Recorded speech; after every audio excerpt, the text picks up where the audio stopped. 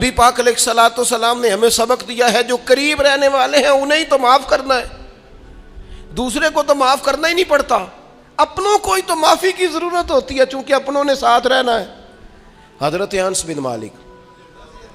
رضی اللہ تعالیٰ عنہ یہ بڑے خوش نصیب خوش بخت انسان ہیں، کہتے میری اماں خود مجھے حضور کی بارگاہ میں چھوڑ گئی تھی کہ یا رسول اللہ یہ آپ کی خدمت کرے گا، کہتے میں نے 10 سال حضور کی نوکری کی ہے، نبی پاک نے کبھی اوف بھی نہیں کہا، بلکہ بخاری مسلم میں انوکھی بات موجود ہے، فرماتے ہیں مجھے ایک دن حضور نے فرمایا جا یہ کام کر کے آ، کہتے میرے دل میں یہی تھا کہ فوراً جاؤں گا، اسی طرح لفظ موجود ہے، میرے دل میں تھا جاؤں گا کر کے آؤں گا، حضور نے فرمایا کر کے آ، دل میں پکا ارادہ تھا جاؤں گا، لیکن اپنی زبان سے میں نے کہا حضور میں نے کوئی نہیں جانا۔ یہ کیوں بات کی؟ یہ ذرا لاڈ کے ساتھ کی، یہ ذرا ناز کے ساتھ کی، یہ ذرا نا محبت کے ساتھ کی، یہ ذرا حضور جو پیار کرتے تھے نا اس پیار کو سامنے، حضور میں نے نہیں جانا، تو کہتے ہیں حضور تھپکی دے کے یہ غلام سے بات ہو رہی، حضور فرمانے لگے چل نہ تجھے کہا ہے نہ جا کر کے آ، کہتے میں چلا گیا، اسی ارادے سے گیا تھا جاؤں گا، لیکن رستے میں جب میں گیا تو بچے کھیل رہے تھے، میں نے بھی کھیلنا شروع کر دیا، کھیل رہا ہوں دیر ہو گئی، حضور نے بھیجا تھا کسی کام، اب جب زیادہ دیر ہوئی تو کریم گھر سے نکلے، اور جب حضور نے مجھے دور سے دیکھا اور مجھے کریم کے آنے کا پتہ چلا تو اب میں ڈرا، اب میرا انداز بڑا جدا گانا ہو گیا چونکہ حضور نے بھیجا تھا۔ یہ تو خادم کی بات ہے نا، اے سچی گل دسیا جی اپنا منڈا بھی کدے نہ جائے تے تینوں میں کلیا سی تو گیا کیوں نہیں؟ ناراض نہیں ہونا آپ نے، لیکن چلو بچہ ہے کسی وقت دیر سویر بھی ہو ہی جاتی ہے، کیوں اتنی سختی کرتے ہیں؟ حضرت انس بن مالک کہتے ہیں جب حضور کو آتے دیکھا تو میں پوری طرح ڈر گیا، لیکن قریب محبوب جب میرے قریب آئے اور مجھے ڈرا ہوا دیکھا نا تو پھر رحمت للعالمین محبوب کی رحمت کا بادل چھایا، اور جب حضور مجھے دیکھ کے ہنسے نا بس وہ ہنس گئے اور میرا کام بن گیا، بس کریم تھوڑی دیر ہوئی ایک آیا کالیاں زلفاں والا، ایویں 2 کڑیاں میرے من وچ رکیا تے کر گیا نور اجالا، بات بن گئی، بات طبیعت ٹھنڈی ہو گئی، تو حضور فرمانے لگے میں نے کہا تھا جاؤ گئے نہیں، اب جب حضور مسکرا گئے تو بات ہی ختم ہو گئی، یا رسول اللہ صلی اللہ علیہ وسلم جانے لگا ہوں،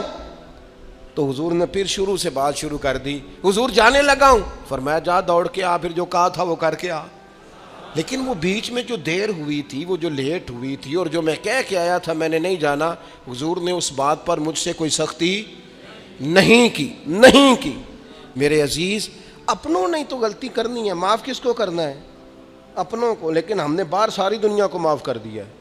اپنوں کو ہم معاف کرنے کو تیار نہیں، اپنوں کو معاف کرنا ہے، اپنوں سے درگزر۔ اور پھر آپ اگر کوئی دینی تعارف رکھتے ہیں، آپ نمازی ہیں، آپ حاجی صاحب ہیں، آپ بزرگ ہیں، آپ شیخ ہیں، تو پھر تو آپ کے اخلاق میں اور زیادہ وسعت ہونی چاہیے، جیسے جیسے بندے کی عمریں بڑھتے جائیں نا ویسے ویسے اسے میٹھا ہونا چاہیے، کڑوا نہیں ہونا چاہیے، جیسے جیسے اس کی تسبیح بڑھتی جائے ویسے ویسے اس کا لہجہ بھی وسیع ہونا چاہیے، اس کے مزاج کے اندر دینی اگر آپ تعارف رکھتے ہیں تو پھر تو آپ کو، میں آپ سے عرض کروں، میں کئی دفعہ دوستوں سے شکوہ کرتا ہوں، میں کہتا ہوں یار ہم تو جو کہنا چاہتے ہیں وہ بھی نہیں کہہ سکتے،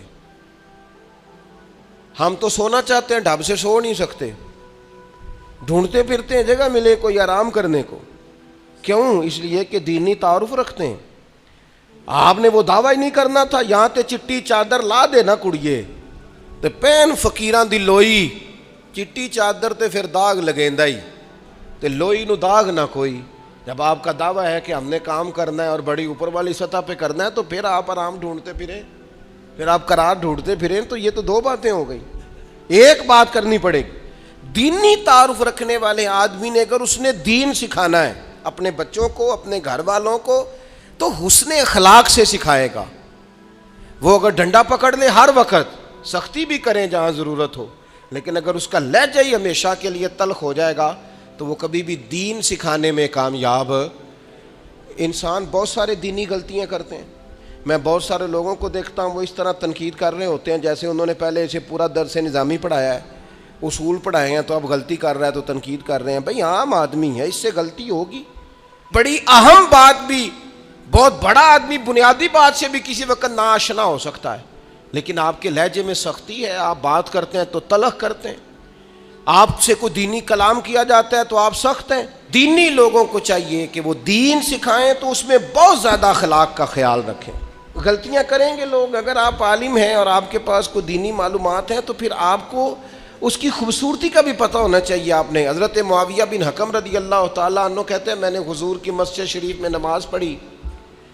تو ایک شخص کو نا چھینک آئی، یہ بھی بخاری مسلم میں موجود، تو میں نے نماز میں کہہ دیا یرحمک اللہ، یہ چھینک آنے کا جواب ہوتا ہے، میں نے یہ نماز میں ہی کہہ دیا۔ تو بہت سارے لوگ مجھے گھورنے لگ گئے، کچھ نے اپنے بھی مارے زانوں پر کہ یہ کیا کر رہے ہو، نماز میں بول رہے ہو۔ فرماتے ہیں نماز مکمل ہوئی اور یہ لفظ ہیں حضرت معاویہ بن حکم رضی اللہ تعالیٰ عنہ کے، فرمانے لگے قسم اللہ کی میں نے حضور سے بہتر سمجھانے والا نہ پہلے کبھی دیکھا ہے نہ بعد میں کبھی دیکھا ہے۔ فرماتے ہیں نہ حضور نے مجھے مارا نہ ڈانٹا، جس طرح ایک بچے کو گویا ٹریٹ کیا جاتا ہے، سمجھایا جاتا ہے۔ حضور فرمانے لگے اللہ کے بندے نماز میں کوئی اور بات نہیں کرنی چاہیے، صرف اللہ کی تسبیح پڑھنی چاہیے، اس کے اسماء کا ذکر کرنا چاہیے یا قرآن پاک پڑھنا چاہیے۔ نماز میں کوئی اور کلام کرنے کی اجازت نہیں ہے۔ ہمارے ہاں لوگ دینی مسئلہ سمجھاتے ہیں تو اتنا ان کے مزاج میں تلخی ہوتی ہے بعض اوقات، اللہ ماشاءاللہ کچھ لوگوں کی طبیعت اتنی کرخت ہوتی ہے، بچہ نماز پڑھ رہا ہے اور حاجی صاحب اس کے ساتھ کھڑے نماز پڑھ رہے ہیں لیکن وہ اس کو کھڑا کر رہے ہیں تو یوں کندھے سے ہلا کے تینوں آج تک نہیں پتا نماز ہے کہ یہ آپ دین سکھا رہے ہیں۔ یہ اخلاقی رویہ دین سکھانے کا، یہ لب و لہجہ دین سکھانے کا، قطعاً ایسا کوئی کام نہ کریں۔ میں تو یہ مدارس کے اساتذہ سے بھی کہتا رہتا ہوں، میں کہتا ہوں نبی پاک نے کبھی کسی کو نہیں مارا، آپ بچوں کو ڈانٹیں کریں کچھ، لیکن وہ رویہ آپ اختیار نہ کریں جس کی دین اجازت نہیں دیتا۔ تو اخلاقیات میں ان چیزوں کا ضرور خیال کریں۔ ایک روایت اور عرض کر دوں آپ کو، حضرت جابر بن عبداللہ رضی اللہ تعالیٰ عنہ فرماتے ہیں میرے والد احد میں شہید ہو گئے تھے، میرے ذمے بہنوں کا بوجھ بھی تھا اور قرضہ بھی تھا۔ اللہ کے محبوب علیہ السلام نا مختلف طریقوں سے مختلف انداز میں میرے اوپر کرم نوازیاں فرماتے۔ نوازنے کا طریقہ، آپ نہ کسی کو نوازیں بہانے سے۔ میں نے بعض بزرگوں کو دیکھا ہے کسی بچے کو ادارے میں خانقاہ میں کمزور دیکھتے، وہ سریلا بھی نہیں ہے، اسے کہتے چل پتر نعت سنا، وہ نعت سنا رہا ہے تو اسے نذرانہ دے رہے ہیں، چل بیٹے تلاوت سکھ سنا، چل تقریر سنا، کسی بھی طریقے سے اس کو تسلی ہو رہی۔ اور اس طرح کا رویہ نہ اپنایا جائے کہ وہ مانگنے والا بن جائے۔ یہ اخلاقی بلندی ہوتی ہے آپ کی کہ آپ کسی شخص کو بہانوں سے نوازیں، اس طرح کا ماحول نہ بنائیں کہ آپ اسے کہیں کہ چونکہ تو کمزور ہے، غریب ہے، فقیر ہے، لہذا تجھے دے رہا ہوں۔ حضرت جابر بن عبداللہ فرماتے ہیں، اور یہ بھی آپ کو مسلم شریف میں ملے گا، فرماتے ہیں کہ جنگ میں میں حضور کے ساتھ تھا، میرا اونٹ بڑا کمزور ہو گیا، بیمار ہو گیا، چل نہیں رہا تھا، حضور میرے قریب آئے اور پیچھے آ کے فرمانے لگے اسے بھگاتا کیوں نہیں؟ میں نے کہا حضور بیمار ہے کیسے بھگاؤں؟ تو نبی پاک نے نا اونٹ کو ایک درہ لگایا اور گویا پیغمبر اعظم نے حکم دیا، نبی رحمت نے، نبی اکرم نے حکم دیا، فرمایا اونٹ بھاگتا کیوں نہیں؟ وہ جو سب سے پیچھے تھا وہ سب سے آگے نکل گیا۔ واہ کیا جود و کرم ہے شہ بطحا تیرا، اور نہیں سنتا ہی نہیں مانگنے والا۔ کار نے حکم دیا، وہ اونٹ سب سے آگے نکل گیا۔ اب حضور گھوڑا دوڑا کے آگے آئے اور فرمانے لگے جابر یہ اونٹ میرے ہاتھ بیچ نہیں دیتا، وہ بیمار تھا حضور کے حکم سے بھاگا ہے، فرمایا بیچ نہیں دیتا؟ کہا نہیں یا رسول اللہ ویسے ہی رکھ لیں، فرمایا نہیں میں پیسے دوں گا۔ یا رسول اللہ آپ کا یہ ہے، فرمایا نہیں آپ قیمت بتائیں۔ حضور ٹھیک ہے اتنے کا اونٹ ہے، میں مدینہ طیبہ جا کے آپ کی خدمت میں پیش کر دوں گا۔ حضرت جابر بن عبداللہ فرماتے ہیں حضور نے مجھ سے اونٹ خریدا،